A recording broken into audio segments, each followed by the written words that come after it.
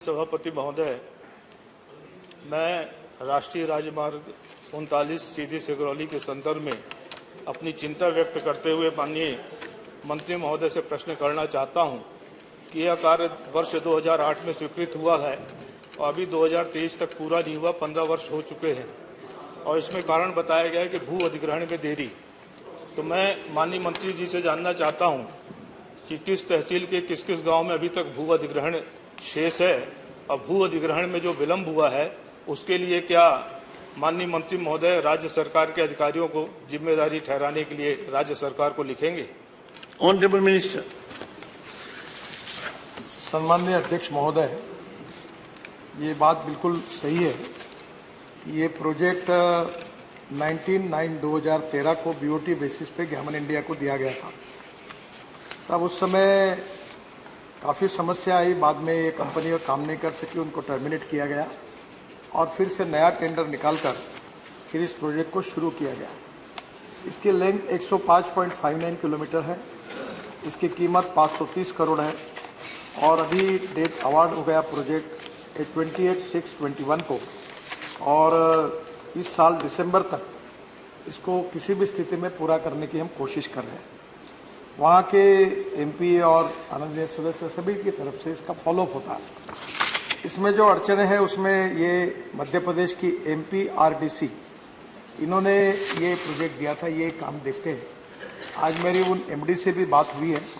Problem ये है कि ये जो कॉन्ट्रैक्टर है इसके साथ भी मैंने पर्सनल फ़ोन पर बात की। ये फाइनेंशियल क्राइसिस में है और इसीलिए फाइनेंशियल प्रोग्रेस केवल 23% हुआ है।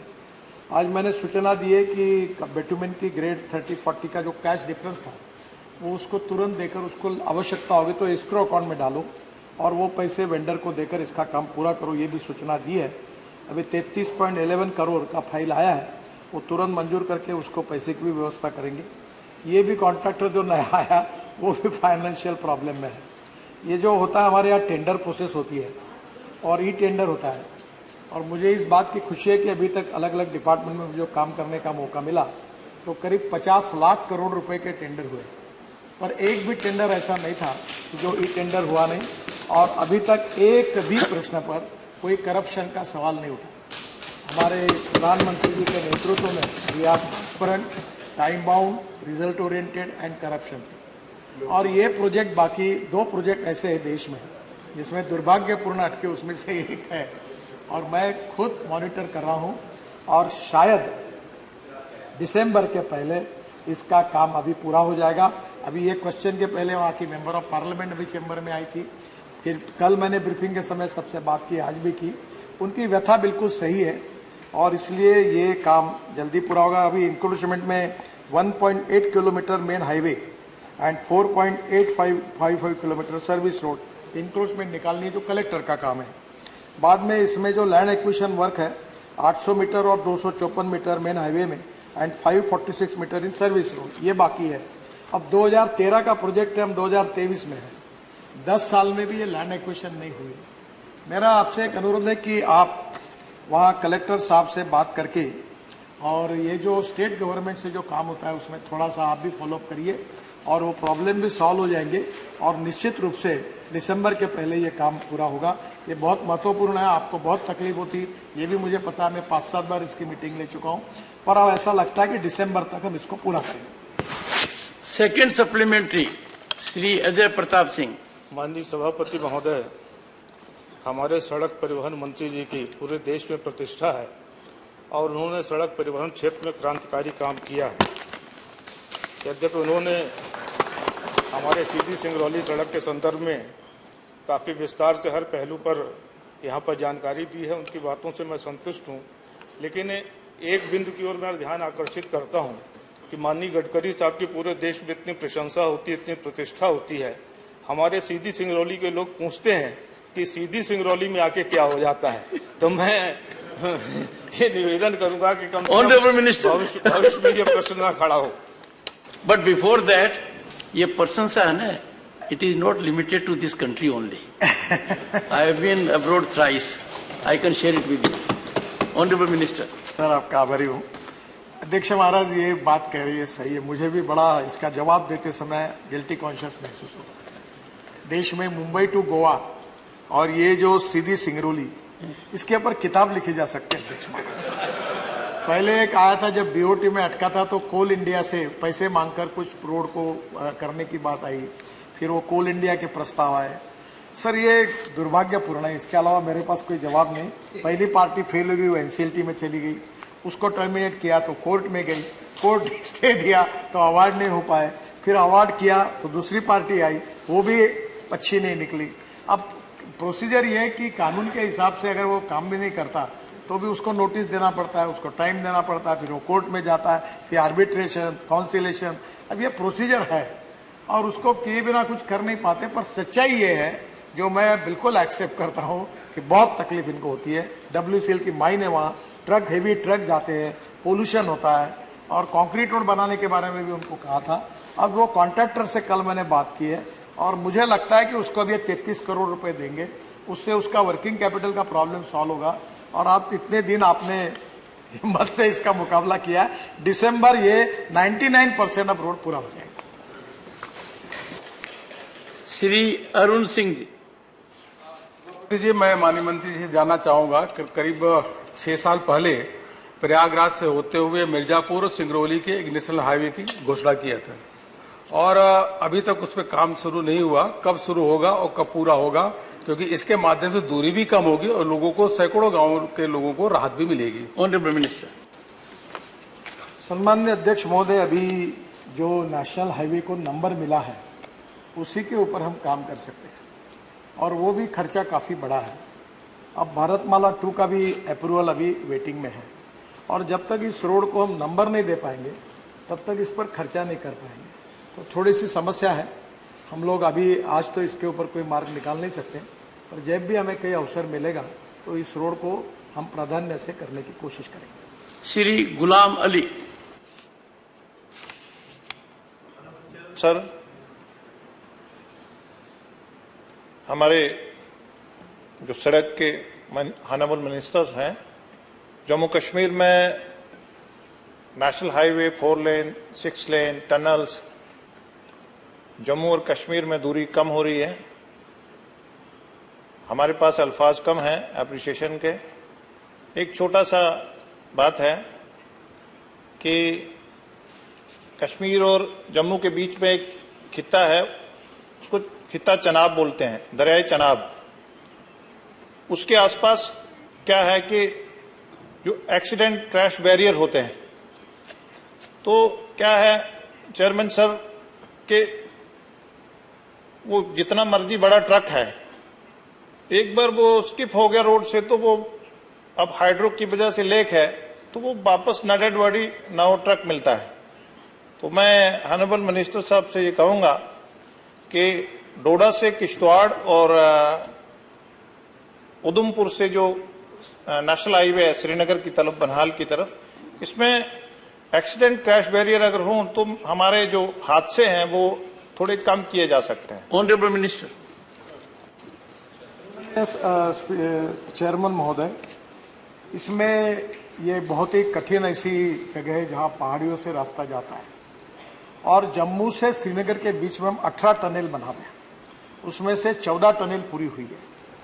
और सही में मुझे खुशी होती है कि कश्मीर से कन्याकुमारी हम पहले भाषण में बोलते थे। अभी जैसे आप, कल ही मैं हिमाचल प्रदेश में था, मनाली में, तो मनाली से हम जब रोहतांग पास जाते हैं तो वहां जाने के लिए हमको 3.5 घंटे लगते थे। अब अटल टनल बन गई, 8 मिनट में आते हैं।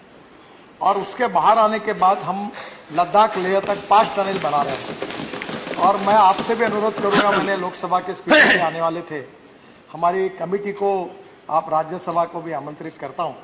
हमने कारगिल में एक आशिया की सबसे बड़ी टनल बना रहे जो -8 डिग्री में काम हो रहा है और उस टनल में एस्टिमेट कॉस्ट से 5,000 करोड़ बचाए गए और करीब 70% काम पूरा हुआ है। स्टेट ऑफ आर्ट है और आशिया का सबसे बड़ा 11 किलोमीटर का ये है। तो मैं निश्चित रूप से कहूंगा कि उससे हम लोग, झेड़मोर टनल बन गई है, वहां से श्रीनगर आते हैं, श्रीनगर के बाद जम्मू आते समय कटरा एक्सप्रेस हाईवे लगता है दिल्ली के लिए, तो कटरा दिल्ली 6 घंटे में, अमृतसर 4 घंटे में, और दिल्ली से दिल्ली मुंबई हाईवे से सूरत तक, और सूरत से अहमदाबाद, सूरत से नासिक, नासिक से अहमदनगर, अहमदनगर से सोलापुर, सोलापुर से करनूल, और कर्नूल से त्रिवेंद्रम, हैदराबाद, चेन्नई, बेंगलोर और कन्याकुमारी तक जाएंगे। तो ये कश्मीर से कन्याकुमारी, इसमें कश्मीर में बहुत बड़े प्रमाण पर काम हो रहा है। और ये जो बात इन्होंने कही है, ये भी सच है कि एक्सीडेंट बहुत होते हैं। क्रैश बैरियर पहले लोहे के लगते थे। मुझे बताते हुए खुशी है, मैंने इसी सभागृह में जवाब दिया था कि अब बाम्बू के क्रैश बैरियर बन गए और आसाम से जो बाम्बू है उसके हमने अनेक जगह कुछ eco friendly bamboo crash barrier बना रहे, जिसमें आदिवासी और किसानों को काम मिलेगा। तीसरी बात जो आपने कही है वो बिल्कुल सही है कि जहां ट्रक बिल्कुल नीचे चले जाते हैं तो एक नई टेक्नोलॉजी आई है कि कंक्रीट में ऐसे प्लास्टिक के गोल होते हैं, उसके ऊपर वो ट्रक कितने भी स्पीड डाले तो वो एकदम पीछे आता है, नीचे नहीं जाता है। तो जहां ऐसे उसकी कॉस्ट थोड़ी ज्यादा होती है, तो जो स्पॉट आप बता रहे हैं उसको वेरीफाई करके वो इस प्रकार की कठिनाई की जगह पर उत्तराखंड, हिमाचल, कश्मीर, अरुणाचल जो पहाड़ीय प्रदेश है, पर्वतीय प्रदेश है, उसमें जो गाड़ियां नीचे जा रही है उसमें इस प्रकार का कुछ जगह हमने प्रयोग किया है। ये भी आपने बताए हुए स्पॉट पर करके हम कोशिश करेंगे कि इसमें किस प्रकार से एक्सीडेंट कम हो और जान बचे। श्रीमती ममता मोहंता।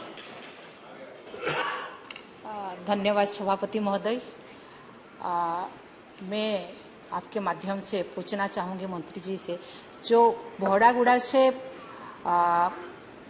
मुंबई तक जाने वाले NH-49 मयूरभंज जिला के बम्बई चौक एरिया में एक ओवरब्रिज आधा होकर छोड़ दिया। 2 साल से ज्यादा हो गया। रोज एक्सीडेंट होती है और ऐसे कि ओवरब्रिज से ट्रक आकर ऐसे नीचे गिर जाता है। फिर जो अभी तक जो कंप्लीट नहीं होने से एक्सीडेंट होती है, वो कंप्लीट कब तक होगा? वो NH-49 ओवरब्रिज और वो NH का काम कंप्लीट कब तक होगा? Honourable minister.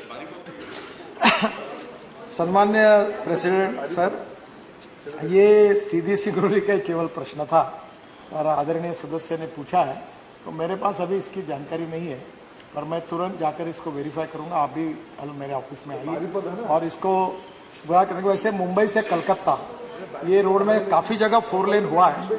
कुछ छत्तीसगढ़ और महाराष्ट्र के बीच में फॉरेस्ट का प्रश्न था, वो भी सॉल्व हुआ है। और खुद मेरे एरिया में नागपुर में ये रोड को 4 लेन करना ही केवल बाकी रहा है, तो निश्चित रूप से इसमें काम करें। श्री राकेश सिन्हा। माननीय सदस्यगण, सभापति महोदय, माननीय मंत्री जी की प्रशंसा तो बहुत हुई है, पर इन्होंने मुझे संकट में डाल दिया। इतनी सप्लीमेंट्रीज हैं कि मैंने पूरा एग्जॉस्ट कर लिमिट को बढ़ाकर बाकी पीछे भेज दिए।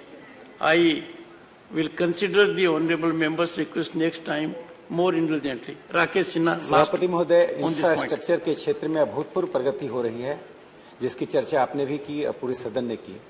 मैं माननीय मंत्री जी से जानना चाहता हूं, सामू मटिहानी पुल जो बिहार के बेगूसराय में है, जिसके बनने से बिहार बंगाल, बिहार उड़ीसा और बिहार झारखंड के बीच दूरी 75 से 79 किलोमीटर कम हो जाएगी। लाखों किसानों को फायदा होगा। मंत्री जी ने उसको स्वीकार किया था पुल बनने का, वह NHO में शामिल हो गया है। मैं जानना चाहता हूं कि कब तक उसका टेंडर होकर काम शुरू होगा। Honourable minister. सम्मानीय अध्यक्ष महोदय, ये 3000 करोड़ का प्रोजेक्ट है और बहुत महत्वपूर्ण है। इसको हमने एनुअल प्लान में लेने के बारे में निर्णय भी किया है। आदरणीय सांसद मुझे हर बार इसका फॉलोअप करते हैं और हमारे गिरिराज जी हैं, उनका भी कॉस्टेज वो भी फॉलोअप करते हैं।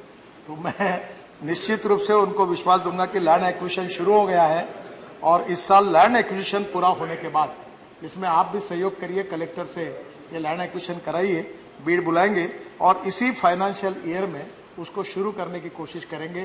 केवल लैंड एक्विजिशन मिलना चाहिए बिहार की आपकी सरकार से, राज्य सरकार से, इतना केवल आप मदद करिए, ये जरूर होगा। देश विदेशातील प्रत्येक घडामोडींचे लाईव्ह अपडेट मिळवण्यासाठी आता साम टीव्हीच्या सर्व सोशल मीडिया प्लॅटफॉर्मला लाईक, फॉलो आणि सबस्क्राईब करा। तसंच सर्व नोटिफिकेशनसाठी बेल आयकॉन प्रेस करायला विसरू नका।